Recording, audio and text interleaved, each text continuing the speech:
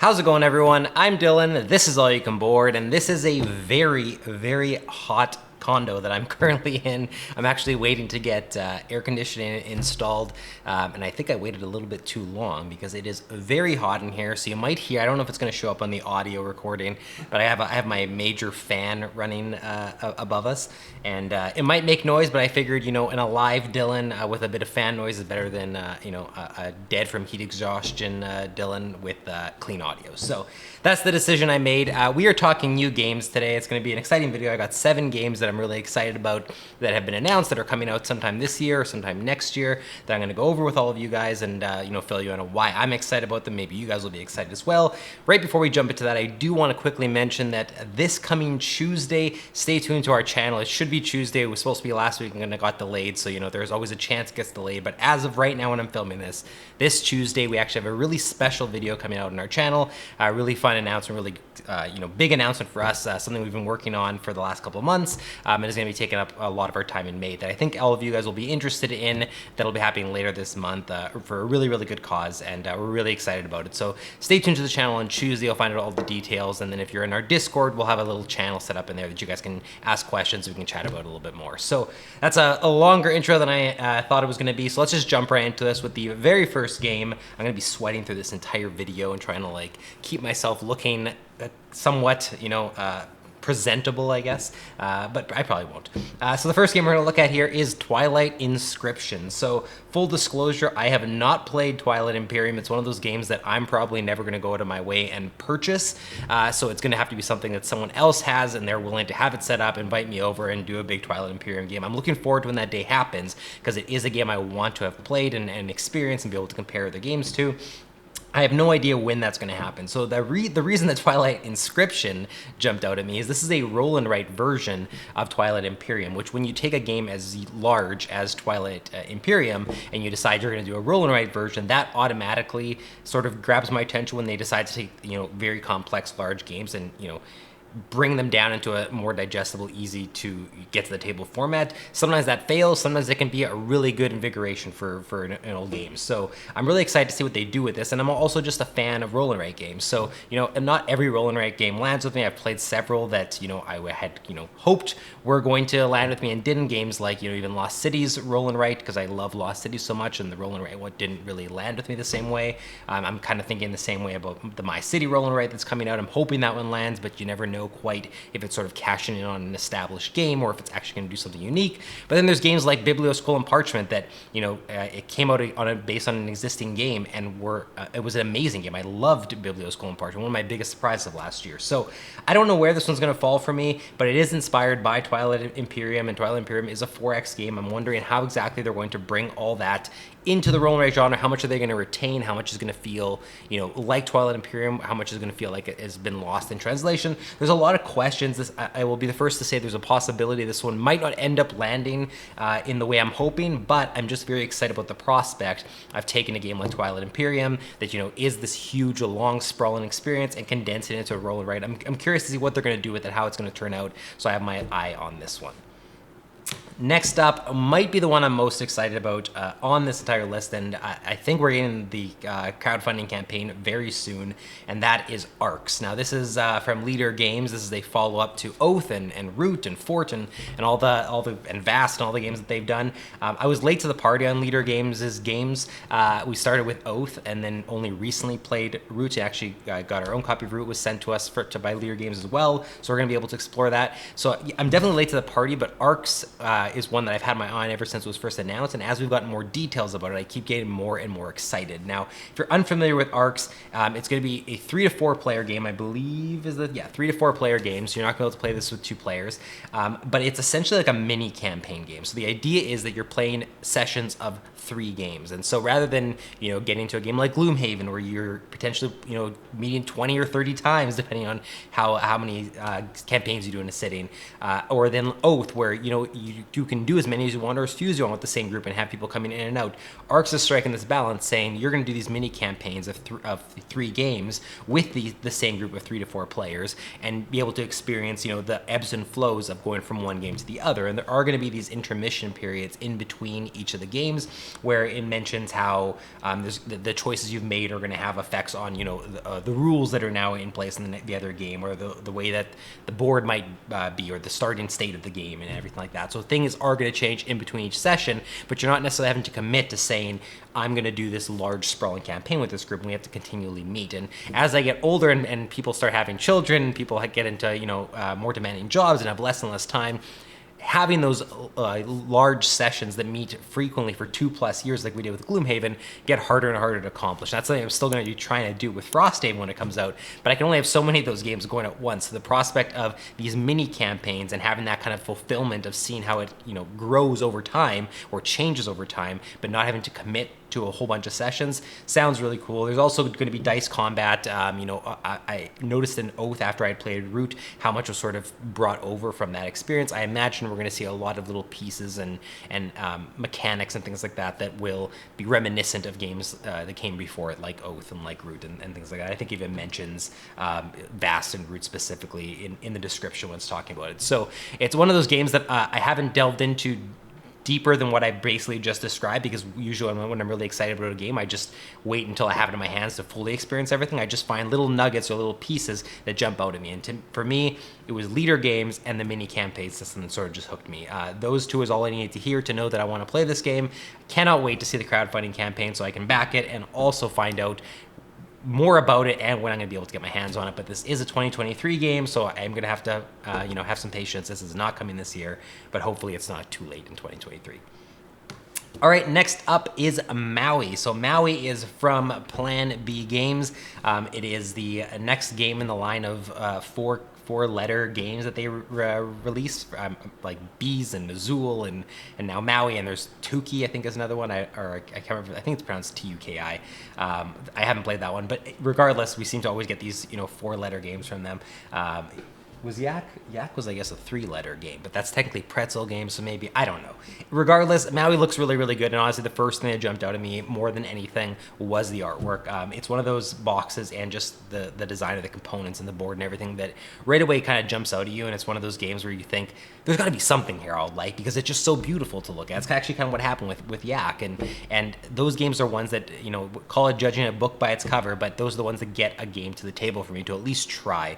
And Maui not only has that, but the pattern building that's going on here with matching your towels, I believe it is. It's yeah, you're basically placing towels and having to match patterns that are on the towels as you go on. So I believe the way it works is that every towel can potentially have multiple patterns. You're not necessarily having to match everything, but you're having to have threads that kind of go throughout so that, you know, there's always something matching on the next towel you're placing. So pattern building and matching patterns and those kind of tile placement games are ones I usually gravitate towards. I usually enjoy on some level, especially when they're not super complex, because it's a game I can, you know, introduce new players to, whether that be because I'm, you know, going on a date with someone, or having new friends over, or just someone over that in my life that doesn't really like board games as much as I do, which, you know, obviously I have a lot of board games, and it's something easy I can introduce. Those are the games that get the most plays in my collection. Having more of those is always something that is really attractive to me. It's one of the reasons I really want to pick up the new version of Azul, Queen's Garden, and this one kind of jumps out to me for the same reason. So I'm really excited to play Maui. I'm hoping that we get to play it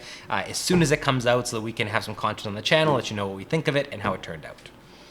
All right, so next up we have a game that I'm probably going to mispronounce, but it is the way it's spelled. I think it's Ryozen. So this game is honestly on my radar because one of the designers of it is one of the designers of Witchstone, and I really, really enjoyed Witchstone. Witchstone was a Reiner Knizia game, but he co-designed it with, I've been delaying saying the name because I'm going to screw up the name. It's Martino. And I'm not even gonna try to say the last name. I'm just gonna say Martino C, because I don't want to butcher your name, Martino. So I really, really loved Witchstone. I've played it a couple times now, and it's a game that I just enjoy getting to the table. I like all the variety in it and how everything's built around sort of just this combo mechanic and how well you can get as many actions as you can. Really, really addictive formula. Ryozen obviously having one of the same designers doesn't necessarily mean it's going to be a success, but everything I'm seeing from the pictures and the description and the fact that it has a designer that I enjoyed his last game, it puts the game on my radar right away. So it's a 2 to 4 player worker placement game. I am a huge worker placement fan, so that's already a big win for me, but it has a layered rotating board, which, you know, obviously these type of things people can worry, are these gimmicks? Is it just a way to hook people? But the pictures that I've seen and the fact that it is a worker placement game with this unique spinning board automatically reminds me a little bit of Zolkin. Obviously, I'm not saying it has anything in terms of the gameplay that it doesn't share it with Zolkin, but just that essence being in there, you know, is something that attracts me right away, on top of having this designer from Witchstone. So I'm really excited to play this one. I'm putting up obviously some pictures on the screen for all of you to see. Very colorful, very vibrant. There's a lot of really cool stuff going on the board with sort of the center building and this rotating board, and the fact that it is a worker placement game. So lots I'm excited for. I haven't looked into a whole lot more other than that because, again, I'm hooked on, usually like I said before, there's a couple things that hook me and then I just sort of say, that's all I'm going to look into. I know I want to try this game or buy this game, and I'll find out the rest when I get it in my hands. For me, it was Martino designing it, the look of the game, and the fact that it's a worker placement with this interesting rotating board. That's enough for me. I'm going to try it. I hope it turns out to be as good as it looks, and until that, I'm going to be following it really closely and hopefully get it in my collection very soon, but it is listed as a 2023 game, so I'll probably have to wait a little bit. Next up, we have the Search for Lost Species. Now, this is basically a follow-up to the Search for Planet X, which is a game Carlo owns, but I have yet to play, and it's a game that I've wanted to play for a while. It's sort of this deduction game, which the only game I've played that has a similar deduction element to it was Alchemists, where you're sort of having to, secretly on your own area, deduce things based on stuff that's happening on the board or mixtures you're doing or whatever to kind of find the solution. The Search for Planet X was the same kind of thing, but you're looking for the Planet X and you're getting information, your opponent's getting information, whoever can find it first, I believe, is the one who wins. So the Search for Lost Species is, I think, the same system, but essentially with a new coat of paint, different theme, and obviously has been tweaked and has new mechanics to sort of fit everything. So the reason this jumps out to me is because I already wanted to play the Search for Planet X, but because Carlo had it, I was sort of never adding it to my card or choosing to buy it. And I'm not always, I think you guys have noticed about me by now, I don't always gravitate towards the space theme. It's not to say I never like space games. There's tons that I do enjoy, like Not Alone, for instance, is one I've been asked. I thought she didn't like space games. It's not that I don't like them, it's just I never usually gravitate towards them if there's an alternative. So the fact that this is now an alternative to Planet X, Search for Planet X, with a different theme is enticing to me. It also means that Carlo could have one version, I could have one version. We could each be able to play them and experience them without having to think we have to buy both. So there's a lot of reasons why I'm excited for this. And I also just like the idea of using logic and deduction to try to have to figure things out. And every game could present things in a bit of a different way or be easier or harder than the last time you played. I just think that's a fun thing to play around the table. It's a very specific type of game that I'm not always going to bring out to play, but with the right group of people, I think could be a lot of fun as sort of just, an easier experience than some other games that are in the collection, but that isn't also too entry level. So that is the Search for Lost Species. I'm very excited about it. All right, next up we have a game called Septima. Now this one's an interesting inclusion on the list because I'm going to be perfectly honest. The theme of this one is not something that jumped out at me when I first started seeing this pop up on Board Game Geek. Even after reading into it, it's not a theme that attracts me all that much. The witchcraft elements and things like that, and that's not to say that that's a deterrent for me. I actually just recently bought Whirling Witchcraft, so I have games like that in my collection. It's just not something that I'm necessarily going to be amped up about all the time or excited about and waiting for and kind of following along until I can pick it up.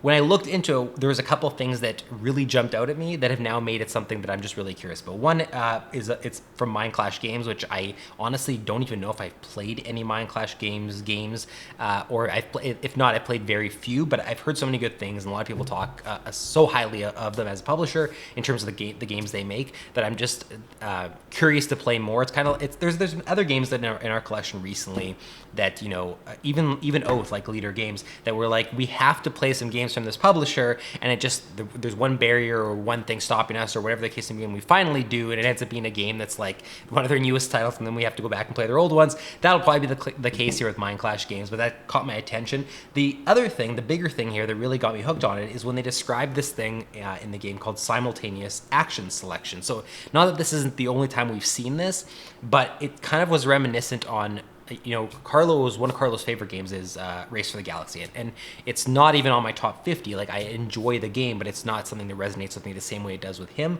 But one thing I did love about it, and I love it in other games we've played since, is that you can choose an action on your turn to do, and depending what action other players choose, there can be benefits or, you know, detriments to having those line up. I think it's Glass Road and Corrosion have similar elements. It's not something that's very rare. I've seen it in a lot of games, but the way it's described here is really interesting. So it says that a central mechanism revolves around simultaneous secret selection of one of 9 action cards. So there's a lot of actions to choose from, and you're secretly going to be choosing them. There's Move, Collect, Brew, Heal, Recruit, Plea, Chant, Write, and Remember. I don't know what all those do, but there are 9 of them. Each action gets a powerful bonus if it is chosen by multiple players. Something we're familiar with, but it also says, but performing them together also raises suspicion in the townsfolk and attracts the attention of the witch hunters. So decisions of when to do a shared action and who to do it with adds a fresh semi-cooperative touch to a competitive game and lots of player interaction. I think that sounds really, really cool. The fact that I don't know exactly how it works. Am I supposed to be like bargaining with the person before I choose these actions, saying, if you want to do brew, I'll do brew with you. If you would, then you guys can't do brew because there's gonna be too many of us. Like, is that the kind of decision you're making? I just think that could lead to a lot of interesting decisions around the table and having that interaction. Again, it's a competitive game, but sometimes you have to team up with people. I like that aspect. I love semi-cooperative games of that nature where you are competing, but you also have to find these moments to work together. I think it's really interesting. That's honestly the thing that hooked me more than anything else. The artwork here also looks beautiful. I think the look of it is really, really nice. But it was that one aspect that really, really got me hooked. So I'll let you sort of go into the Board Game Geek page and discover more of it on your own. But for me, it was the combination of the artwork, the publisher, and this simultaneous action system that got me really interested. The rest of it, I'm hearing so many good things about that I'm just hoping it sort of falls into place. But that is Septima. And the last game we're going to look at today is a game called First Empires. Now, this is from Sandcastle Games, and that's honestly the reason it caught my attention. Sandcastle Games also did Res Arcana, which is a game I really, really love now. I started off very lukewarm on Res Arcana. It took a while to sort of catch on with me, and now it's a game I'll never turn down a play of. I definitely want to get one in my own collection.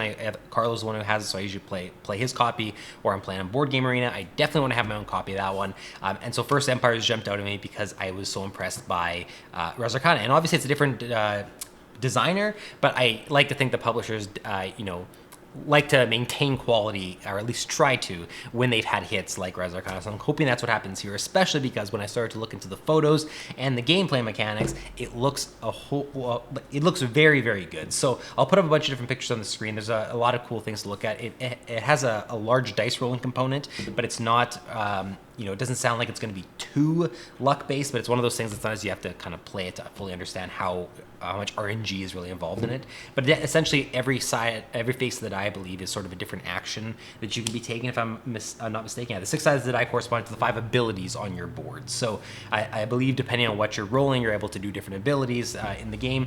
The dice look really nice, and the board looks really nice. It's sort of got area movement and dice rolling components involved in it.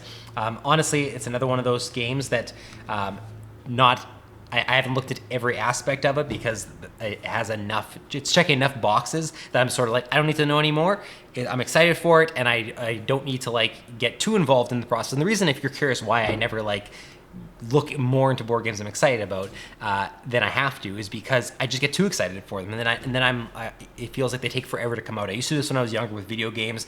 I'd be waiting for the new Kingdom Hearts game, Kingdom Hearts 2 in high school, and because I knew it was coming out and on this day, and I was so excited for it, I'm looking up every trailer and every nugget of information and everything I can. It feels like it takes so long that I finally got to a point in my adult life where I realized I can be excited for something and not even think about it, and then all of a sudden be surprised and say, oh yeah, that comes out next week, or oh yeah, I gotta buy my ticket for that, or oh, this board game's out. So that's sort of what I do with board games now.